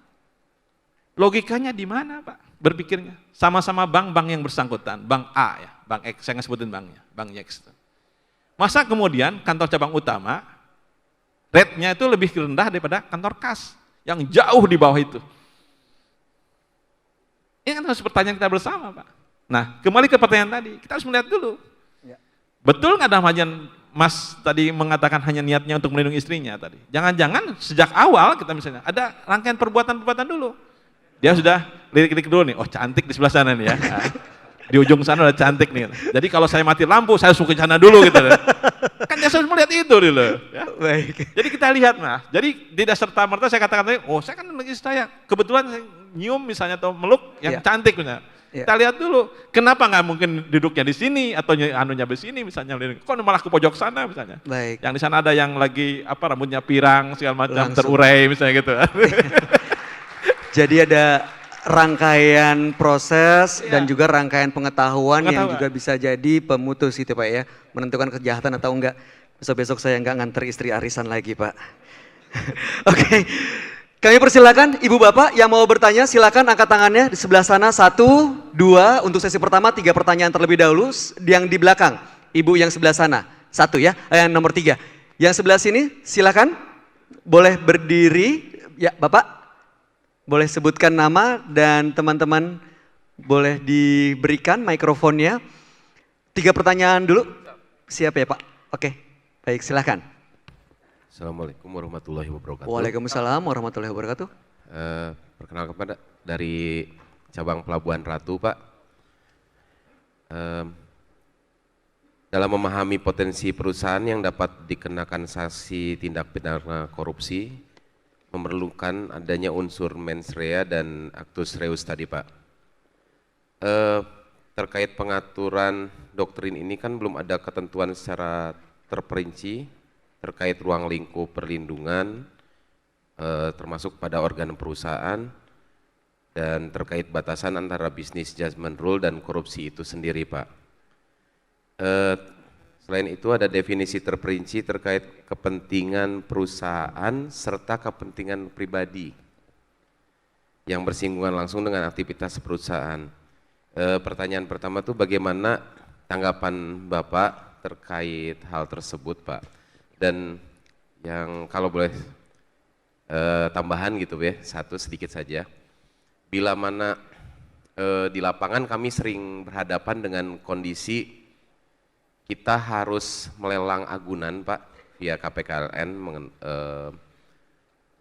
Itu seringkali dalam kondisi wabah seperti sekarang ada beberapa titik penilaian yang bukan kita sendiri yang menilai, Pak, tetapi dari KJBP independen juga sebelum pelelangan. Dan bahkan kita sudah mengecek ke BPN juga. Banyak nilai-nilai properti ini yang justru turun, Pak, pada saat kondisi seperti sekarang. Nah, tapi kami juga menemukan bila mana lelang ini dilaksanakan, kalau misalnya kami tunggu mungkin bisa lebih menguntungkan, Pak. Tapi masalahnya jadi nggak selesai. Nah, ketika kami laksanakan sekarang, masalahnya selesai. Tapi yang sering kami terpikirkan adalah bila mana ada pihak ketiga, misalnya sepemilik agunan tidak puas, Pak, melakukan class action dan kami dituntut, apakah mungkin, Pak, dari APH ada pemikiran ya, walaupun masalahnya sudah selesai gitu, Pak, kami dianggap merugikan karena dianggap nilainya itu lebih rendah Ya. dibandingkan dengan kondisi ideal sebelum wabah. Padahal masalahnya selesai gitu, Pak, kreditnya lunas. Itu saja mungkin, Pak. Terima kasih. Wassalamualaikum warahmatullahi wabarakatuh. Waalaikumsalam warahmatullahi wabarakatuh. Terima kasih dari cabang Pelabuhan Ratu. Selanjutnya pertanyaan kedua, tadi sebelah sini ya, yang belakang, Bapak nanti sebentar ya Pak ya. Oh, kita kasih kesempatan 4 pertanyaan kalau begitu di sesi ini. 1, 2, 3, Ibu yang di sana dan 4 Bapak yang di sini. Silakan, boleh sebutkan. 4 pertanyaan sekaligus kita kumpulkan dulu ya Pak Asep ya, boleh. Terima kasih. Silakan, sebutkan namanya dan dari mana Pak? Assalamualaikum warahmatullahi wabarakatuh. Waalaikumsalam warahmatullahi wabarakatuh. Saya dengan Agus Somantri dari cabang Rasuna Said. Sekilas tadi baca sedikit terkait bukunya. Yang saya ingin pertanyakan atau meminta ketegasan mungkin seperti ini, Pak. Terkait status kami sebagai BUMD yang memang berasal dari pemisahan harta kekayaan negara yang dipisahkan. Itu satu. Yang kedua, tentunya kami selaku entitas bisnis yang juga punya tuntutan untuk cepat dalam mengambil keputusan-keputusan bisnis, yang mana tentunya menimbulkan 2 hal. 1, bisa untung, yang kedua bisa rugi. Pertanyaan dasarnya, ketika kami melakukan keputusan dan ternyata merugi, apakah itu serta-merta langsung menjadi kerugian negara? Karena hal ini yang menjadi proses pengambilan keputusan di kami tentunya membutuhkan pertimbangan yang panjang, berbeda dengan perusahaan-perusahaan yang murni secara swasta. Jadi pertanyaan intinya itu saja Pak dari saya. Apakah apabila terjadi kerugian, itu secara otomatis menjadi kerugian negara Pak? Terima kasih. Assalamualaikum warahmatullahi wabarakatuh. Waalaikumsalam warahmatullahi wabarakatuh. Terima kasih dari cabang Rasuna Said. Berikutnya yang ketiga, Ibu yang di belakang boleh berdiri, sebutkan nama dan dari mana. Silahkan sampaikan pertanyaannya.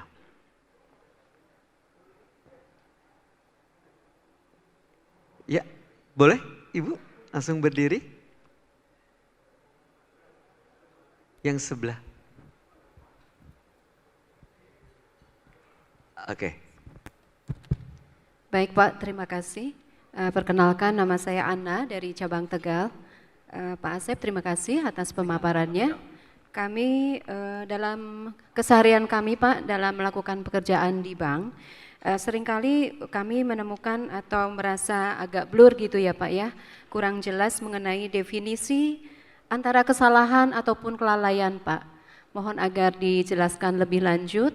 Kemudian selanjutnya yang kedua, atas itu kira-kira parameter apa saja Pak dalam hal ini yang membedakannya? Terima kasih Pak. Baik, terima kasih dari Tegal. Kesalahan dan kelalaian perbedaannya seperti apa dan parameternya bagaimana.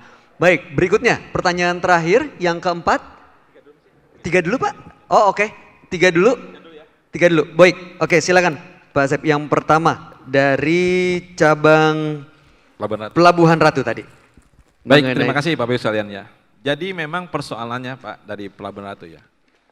Persoalan bisnis jasmer itu dengan tindak pidana terutama korupsi itu berada pada wilayah abu-abu ya. Mas tampilkan di slide nomor 9, halaman 9. Slide 9. Nah, 9. Halaman 9. Bukan. Yang ini. Yang bisnis jasmer rule versus tindak pidana korupsi. Terus. Setelah ini. Setelah ini mungkin Pak? Bukan. Itu di depan. Di halaman depan. Nah, sebelum ini. Sebelum,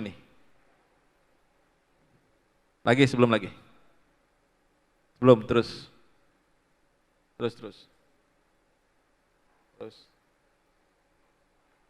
Nah ini, Bapak sekalian. Ini saya pernah nulis Pak. Jadi di salah satu media ya, saya menyatakan konteks BJR ini seringkali bersentuhan, seringkali berlawanan, seringkali kemudian diadukan dengan tindak pidana korupsi. Bapak Ibu sekalian, saya dengan Prof. Hikmahanto ada program namanya program bulanan ya. Program bulanan, alhamdulillah sekarang setelah pandemi kami offline lagi kami sekarang. Kemarin terakhir di Hotel Homan di Bandung dan banyak kemudian pernyataan itu tentang yang disampaikan oleh Pelabuhan Ratu itu ya. Ya.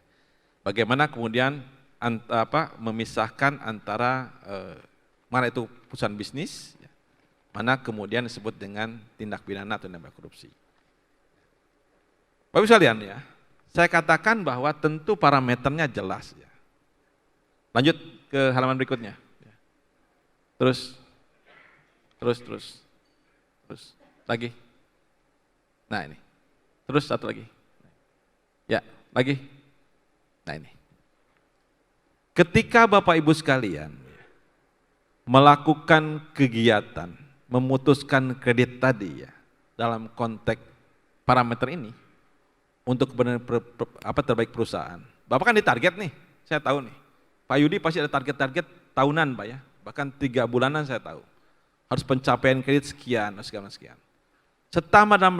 Selama Bapak Ibu melakukan itu, untuk kemudian mencapai target itu, dan tidak ada kemudian kepentingan pribadi Bapak Ibu sekalian, jalan terus Pak. Tentu dengan mendasarkan pada pengetahuan kapasitas Bapak Ibu sekalian untuk melakukan tindakan itu. Jadi ya bukan berarti kemudian mengejar target kemudian serta-merta atau secara membabi buta kemudian dilanggar aturannya. Bapak tahu saya katakan tadi ya, yang diagunkan besi rongsokan gitu misalnya gitu. Masa kemudian harus dinilai dengan kemudian kapasitas besi yang ataupun pabrik yang nyata-nyata berproduksi. Kan nggak fair juga itu tentang itu. Ya, reasonable dan kemudian well informed. Ya. Apa well informed itu?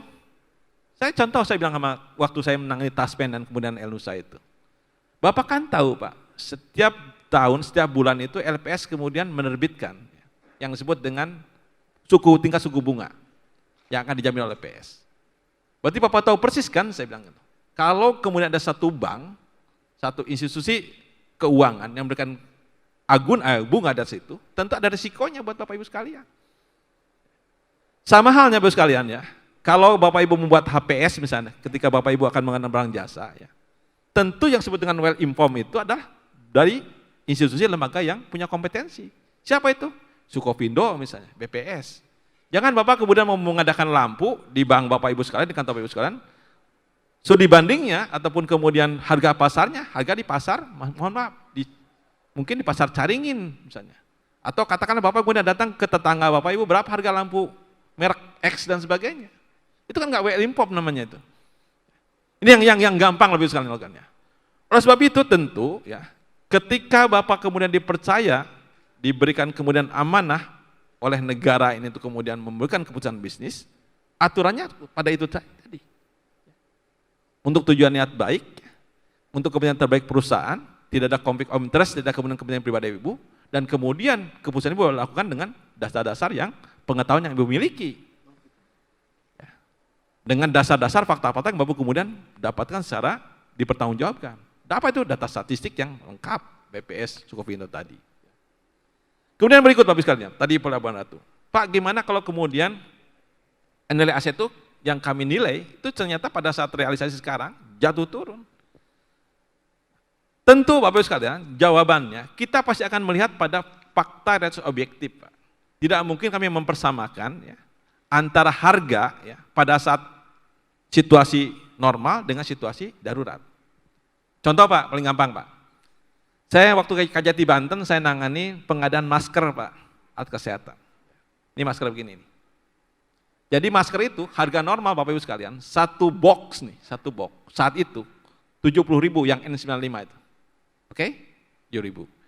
Dijual Pak, diadakan di Dinas Kesehatan Provinsi Banten itu. Satu lembar 70.000. Jadi pertama satu lembar 70.000, satu box 70.000 ya. Kami masih diamkan Pak Yudi. Oke, saya bilang itu, karena darurat, karena langka, karena kemudian situasi pandemi, barangnya nggak ada. Oke?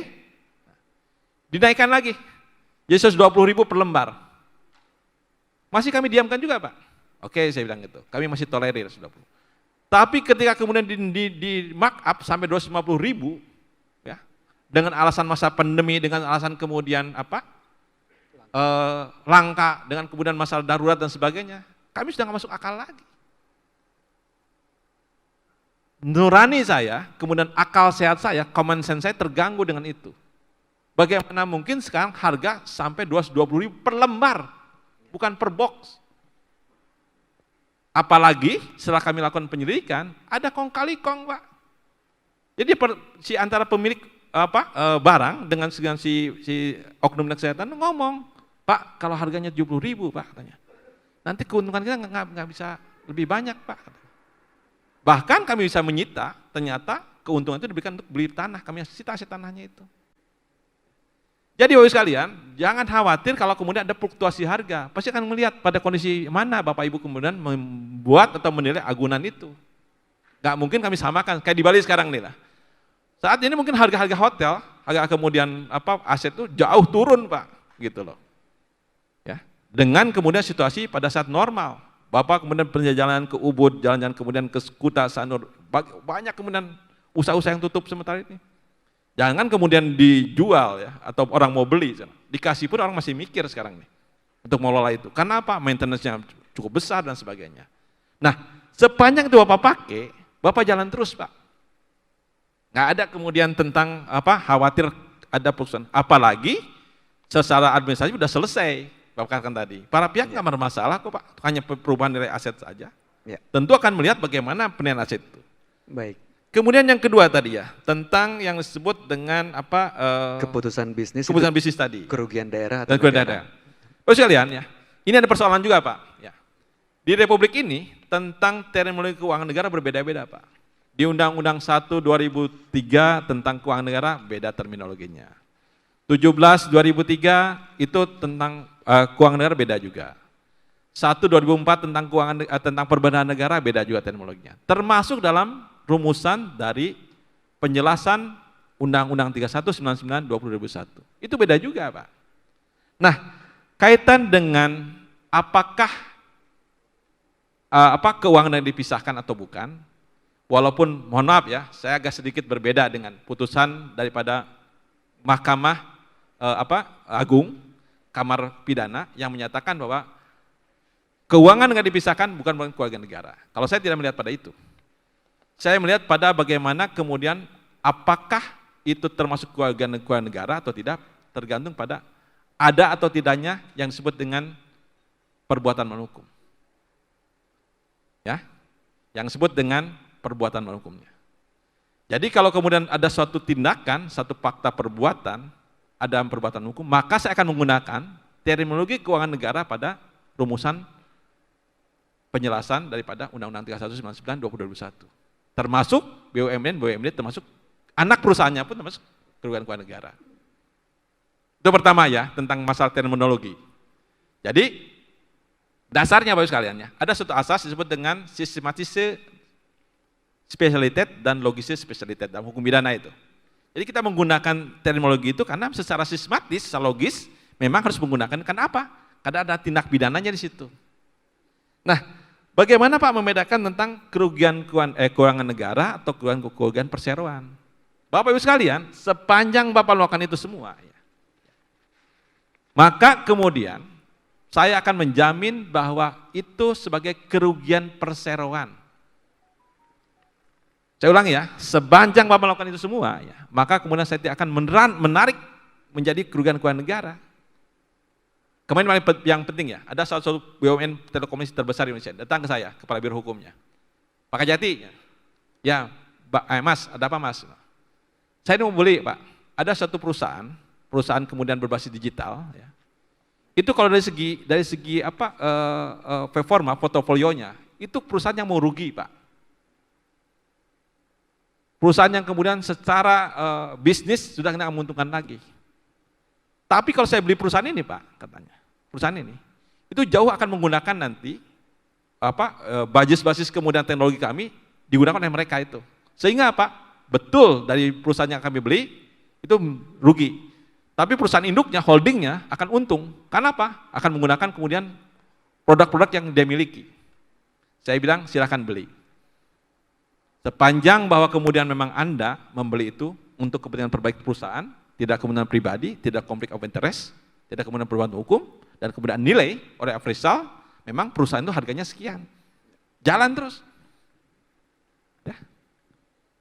Ketika bagaimana ke depan, misalnya 5 tahun ke depan, 3 tahun ke depan rugi, maka saya katakan itu kerugian perusahaan. Ya. Tetapi kalau Bapak Ibu sejak awal tadi saya katakan tadi ya, sejak awal kemudian ada conflict of interest, ya, ada kemudian kong kali ke dalamnya, maka kemudian jangankan 2-3 tahun ke depan. Begitu kemudian perusahaan itu tidak jalan dan kemudian minta rugi, maka saya mengatakan itu kerugian keuangan negara. Jadi jelas anunya Pak, sebenarnya parameternya itu jelas Bapak Ibu sekalian ya. Nggak ada abu-abunya sebenarnya sih. Ukurannya pada perbuatan Bapak Ibu sekalian. Contoh paling gampang ini lagi Pak. Saya sekali-kali di berbagai kesempatan sampaikan. Pak boleh nggak saya perusahaan otomotif nasional Pak, ya, perusahaan kemudian penerbangan nasional Pak. Bisnis saya atau core bisnis saya dari bidang penerbangan. Boleh nggak kemudian saya membuka usaha catering misalnya? Saya bilang boleh saja silakan Pak. Sepanjang bahwa mau perusahaan catering itu untuk menunjang bisnis Bapak. Baik. Ya. Sehingga dengan kalau saya naik ke perusahaan penerbangan itu konsumen jadi tambah nyaman. Saya kesenang kenapa? Karena makanannya enak. Karena terjamin kualitasnya. Karena kemudian rasanya sesuai dengan rasa lidah orang Indonesia misalnya gitu. Ya. Maka ketika perusahaan catering dibuat, anak perusahaan itu kemudian rugi perseroan, bukan kerugian negara Pak. Tetapi saya katakan nih, ketika saya kemudian membuat anak perusahaan yang luar core bisnis saya, tapi ada tujuan tertentu, nanti kalau kemudian saya buat anak perusahaan itu, perusahaan catering itu, adik saya atau ipar saya jadi direksinya loh ya.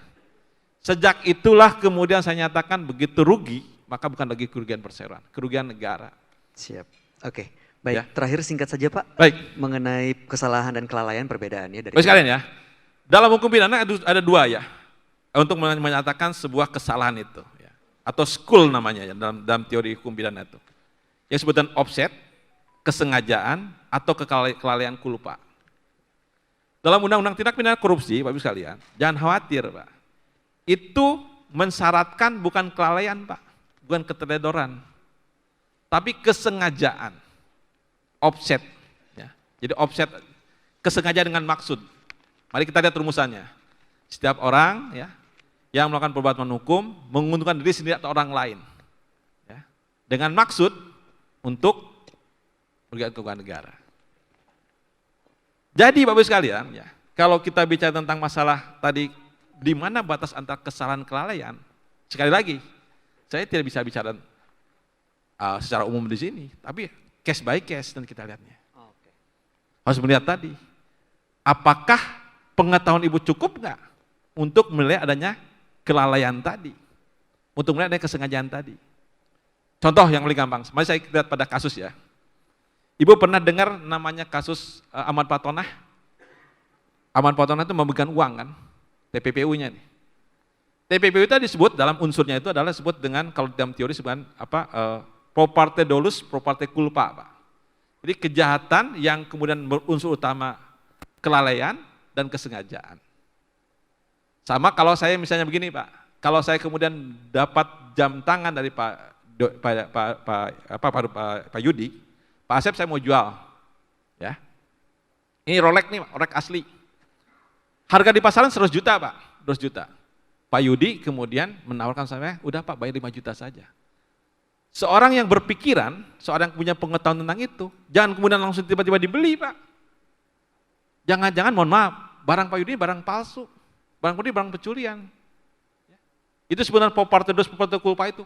Ada unsur menduga-duga, unsur mengira-ngira, kalau kemudian barang itu barang curian atau barang palsu. Kalau kemudian saya tahu bahwa itu barang curian, dan saya beli, saya kena 480, penadahan saya. Jadi situ Bu, pada kemudian bagaimana pengetahuan kita, bagaimana kemudian derajat kita, sama dengan Ahmad Patonah saya katakan tadi. Kalau Vitalia saya katakan waktu saya diminta pendapat oleh teman-teman PPATK, tidak kemudian cukup pengetahuan, dikasih uang 10 juta oleh si Ahmad Patonah, ketemu di kafe, ya, dan kemudian pada saat itu kemudian dia tidak tahu siapa Ahmad Patonah itu, ya, maka dia harus kemudian nggak bisa ada pengetahuan tentang itu. Berapa kemudian apakah wajar nggak diterima 10 juta atau tidak oleh si Vitalia saya itu? Beda halnya ketika istrinya misalnya menerima perhiasan, menerima itu dari Ahmad Patonah yang tahu dia persis keseharian suaminya seperti apa, berapa penghasilan wajar suaminya dan sebagainya. Ya. Tentu yang saya katakan keteledoran kesalahan pada unsur pada ini tadi. Ya banyak Bapak Ibu sekalian beberapa case, beberapa perkara yang mungkin bisa saya jelaskan secara lebih rinci yang menunjukkan sebenarnya ada juga pemisahan-pemisahan tentang teori itu doktrin hukum tadi. Tentang offset, tentang kesengajaan dan kemudian kelalaian atau culpa tadi, culpabilitas. Nah, bagaimana tentang tindak pidana ini? Kalau kemudian sebuah rumusan pidana dalam undang-undang dirumuskan unsur kelalaian, maka Bapak Ibu kemudian bisa dipidana. Jadi misalnya ada Bapak Ibu sekalian yang paling gampang 359 lah KUHP itu. Orang karena kelalaiannya menyebabkan orang meninggal. Lalai itu Pak, nggak usah sengaja. Contoh, supir truk misalnya, tiba-tiba mau mobil, ya, nabrak orang di jalan, meninggal orang itu. Maka saya selalu ke jaksa bisa menggunakan yang nanti 359, kelalaian dia. Apakah betul nggak dia minta saya, Bu, Pak, saya mau pamit, mau bawa truk saya, nanti di jalan mau saya tabrak itu orang itu. Kan nggak begitu dia. Kelalaian di mana? Dia tidak kemudian memperkirakan. Jalannya jalan licin, situasi hujan, kecepatannya harus dengan 80 km per jam dong, harusnya 60 per jam. Harus dicek dulu bagaimana remnya pada saat dia jalan, harus dicek dulu bagaimana kemudian lampu dan seterusnya. Maka kelalaian itu bisa dipidana ketika undang-undang merumuskannya. Tetapi kalau kemudian undang-undang tidak merumuskan secara tegas dalam rumusan unsur, ya dalam unsur pidananya, maka kemudian hanya menjadi ya masalah-masalah administrasi saja, masalah-masalah kemudian katakan tadi etika saja dan sebagainya. Jadi tergantung pada rumusan undang-undang tadi. Jadi ada undang-undang yang secara tegas menyatakan kesengajaan sebagai unsur delik, offset seperti undang-undang korupsi. Ya. Ada juga kemudian yang hanya kemudian kelalaian saja, pasal tadi 359, 360 KUHP. Ada juga undang-undang yang secara bersamaan, patut menduga, patut menggira. Dan kelalaian untuk keteledoran tuh. Ya. Jadi pro parte dolus, pro parte culpa, secara sengaja, secara bersamaan dirumuskan dalam undang-undang itu, dalam undang TPPU, ya, yang disebut dengan unsur-unsur yang disebut kelalaian dan keteladanan tadi. Ya, itu mungkin Bapak sekalian ya. Siap. Saya harus berlari-lari ini ya. Terima kasih, berikan tepuk tangan hadirin sekalian. Seru sekali. Pak Yudi mohon maaf dan mohon izin tadinya harusnya 15 menit tapi begitu serunya penjelasan dari Pak Kajati jadi kita semua bisa menikmati dan mudah-mudahan semua pertanyaan sudah terjawab dan harapannya dengan jawaban yang diberikan oleh Pak Kajati akan memberikan pencerahan buat kita semua untuk selalu mengedepankan itikat baik dan kehati-hatian dalam mencapai tujuan perusahaan. Saya mohon berikan tepuk tangan sekali lagi untuk Kepala Kejaksaan Tinggi Jawa Barat Dr. Asep N. Mulyana. Dan sekarang saya kembalikan ke Teh Indah, silakan. Makasih ya. Bayu. Nuhun, Pak. Baik, Bapak Dr. Asep N. Mulyana, saya persilahkan untuk tetap berada di atas panggung karena setelah ini akan ada penyerahan buku secara simbolis kepada Bapak Komisaris Utama Bank BJB, Bapak Farid Rahmat dan Bapak Yudi Renaldi selaku Direktur Utama Bank BJB. Untuk itu kami persilahkan mohon berkenan untuk Bapak Farid Rahman dan juga Bapak Yudi Renaldi selaku Direktur Utama Bank BJB untuk naik ke atas panggung. Terima kasih.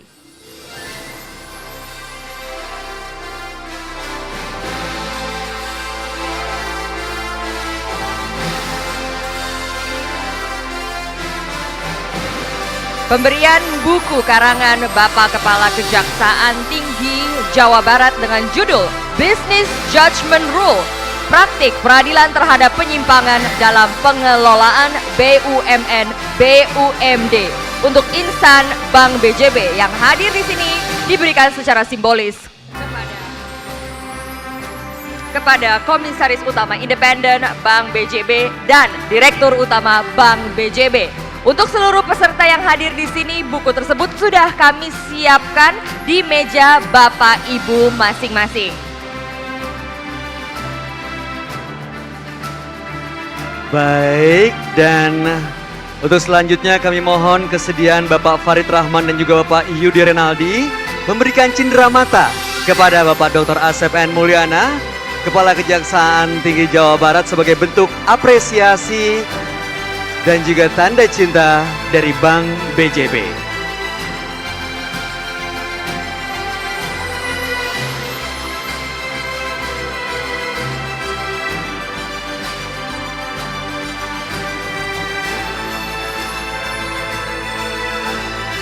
Baik, selanjutnya dilanjutkan dengan foto bersama.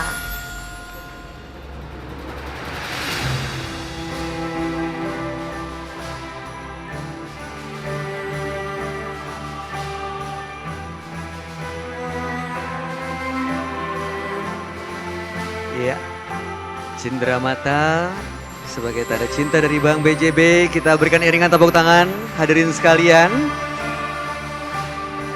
Luar biasa sekali, kesempatan kali ini sudah kita dengarkan paparan dari sisi hukum untuk pengelolaan bisnis perusahaan ke depannya, dan kami persilakan rekan-rekan fotografer untuk mengabadikan momen ini untuk foto bersama, Pak. Mohon tinggal sejenak foto bersama, agak geser ke tengah katanya, sedikit bergeser. Oke, kita abadikan momen istimewa ini. Silakan rekan-rekan fotografer.